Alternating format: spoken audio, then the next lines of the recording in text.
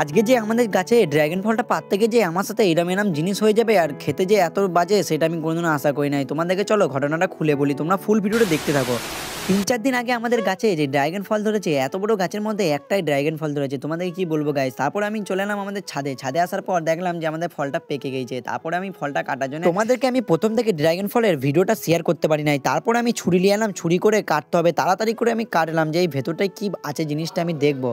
প্রথম থেকে আমি তোমাদেরকে ভিডিওটা দিতে পারি নাই, তার জন্য তোমরা আমাকে ক্ষমা করে দেবে। আমি যতক্ষণ ফলটা কাটি তখন তোমরা একটা করে ভিডিওটাই লাইক করে দেবে। অবস্থা থেকে ফলটা কাটতে গিয়ে যে গাছের গায়ে যে কাঁটানো আছে সেই কাঁটানো আমার হাতে ফুকে গিয়েছিল। কি বলবো গাইস, ফাইনালি এই ফলটা কিন্তু খুবই সুন্দর আর খুবই ভালো। কাদের কাদের ড্রাগন ফল গাছ আছে এবং ড্রাগন ফল খেয়েছো অবশ্যই তোমরা কমেন্ট করবে গাইস। তোমাদেরকে কি বলবো। তারপরে এই ফলের যে সাইডে সেই ছিলকানো থাকে সেই ছিলকানোকে সরিয়ে দিলাম, কেননা এই ছিলকার ভেতরেই আমাদেরকে এই ফলটা নিতে হবে। ফলটাকে ফাইনালি বার করে নিলাম। ফলটাকে বার করার পর দেখতেই পাচ্ছ একটা ছোট্ট নারকেলের মতন দেখতে। আর আমার একটু ভয়েস ওভারটা দিতে গন্ডগোল হচ্ছে, কেননা আমার ঠান্ডা লেগেছে, তার জন্য আমার ভয়েস ওভারটা করতে অসুবিধা হচ্ছে। তারপরে আমি কাটিং করে নিলাম। কাটিং করার পর দেখতেই পাচ্ছ ফলটা কেমন দেখতে। আমি সেই মোবাইলে ভিডিওতে দেখেছিলাম ড্রাগন ফল, তারপরে আমি ফাইনালি দেখে নিলাম ড্রাগন ফলের সত্যি কিন্তু বীজ হয়, ছোট্ট ছোট্ট একটা করে বীজ। আমাকে দেখতে কিন্তু ড্রাগন ফলটা খুবই ভালো লাগে। ড্রাগন ফলটা ভেতর থেকে যেমনি ভালো সেমনি বাইরে থেকেও খুবই সুন্দর। চলো খেয়ে দেখি কত সুন্দর এটা খেতে।